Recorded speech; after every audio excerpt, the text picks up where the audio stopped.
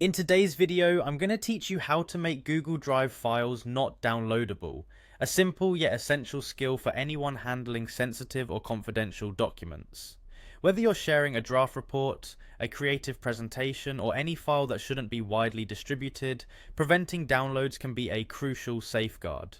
So let's dive right in. First up, you'll need to navigate to Google Drive. Go ahead and open your web browser and head over to drive.google.com. If you're not already logged in, you'll be prompted to do so. Enter your account details and give it a moment to load. The drive should now be showing all your neatly organized files and folders. Take a moment to locate the specific file you want to protect. It could be a Google Doc, a sheet, or even a slide presentation, anything that you feel warrants that extra layer of security. Once you've found the file in question, you'll want to position your cursor over it and right click. This will pull up a menu with several options, and from here you'll need to select Share. Clicking Share opens up a window that you might already be familiar with if you've shared files before. It's the same window you use to invite people to view or collaborate on your documents. In this sharing window, turn your attention to the settings area at the top right corner. You will notice a small gear icon, which is the settings option. Go ahead and click on this gear icon. Now we're getting into the heart of configuring your sharing options. You'll see a few options here, but the one we're particularly interested in addresses what viewers and commenters can do with your file.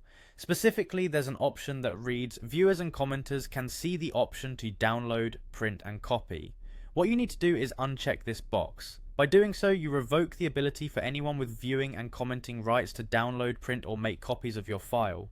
This ensures that your document stays right where you shared it, inaccessible for physical or local backup, providing a higher level of control over your digital assets.